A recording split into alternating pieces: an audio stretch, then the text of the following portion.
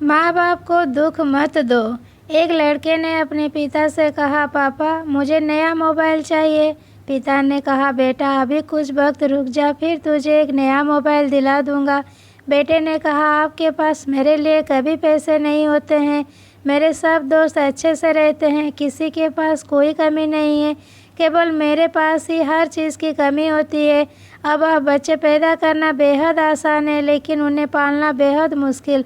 जब आप मेरी ज़रूरत पूरी कर ही नहीं सकते तो क्या मतलब इस घर में रुकने का। मैं घर छोड़कर जा रहा हूँ। बेटा रुक जा, मेरी बात तो सुन, हम तुझे दिला देंगे। माता और पिता ने बेटे को रोकने और समझाने की काफ़ी कोशिश की, लेकिन वो नहीं रुका। गुस्से में उसने बैग पैक किया और घर से निकल पड़ा। लेकिन घर से निकलते वक्त गलती से उसने अपने पिता की डायरी अपने बैग में डाल ली। पिता की आदत थी कि वो हमेशा डायरी लिखा करते थे और उनकी डायरी को छूने की परमिशन किसी को भी नहीं थी। लड़का घर से काफ़ी दूर आ गया और थक कर बैठ गया। जब उसने वो डायरी देखा तो उसने सोचा, आखिर मिल ही गया खजाना। आज पता चल जाएगा कि मेरे पिताजी ने कहाँ कहाँ दौलत छुपा रखी है और उन्हें किन किन लोगों से पैसे लेने हैं, और सारा का सारा लेखा जोखा आज मुझे मिल जाएगा। बेटे को लगा इस डायरी में पिताजी की सारी लेन देन का हिसाब होगा। जैसे ही लड़के ने उस डायरी को पढ़ना शुरू किया, उसकी आंखों से आंसू बहने लगे।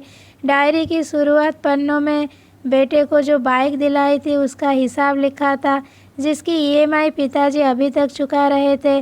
दूसरे पन्ने में उसके कॉलेज की फ़ीस और एडमिशन का कर्ज लिखा था कि इन इन लोगों को इतने पैसे वापस देने हैं।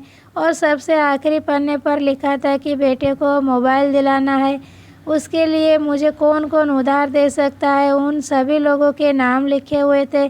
बेटे ने जैसे ही सब पढ़ा वो पागलों की तरह रोने लगा और रोते रोते दौड़ता भागता घर आया। जैसे ही उसने घर आकर देखा तो उसके माता पिता एक कोने में बैठकर रो रहे थे।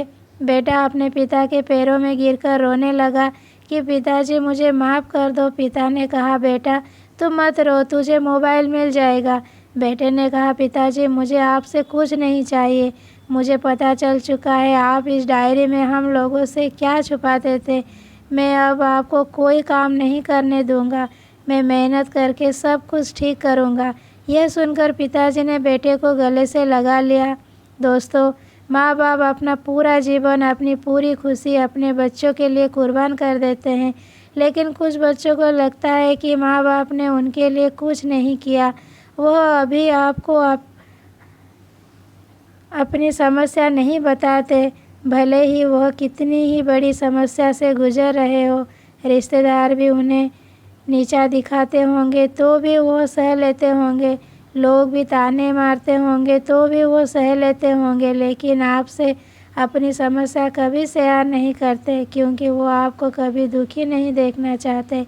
अब आपका फ़र्ज़ बनता है अपने माँ बाप को अच्छी तरह रखना और उन्हें सुख देना, ताकि वो भी अपने जीवन का बचा हुआ समय सुख में गुजार सके।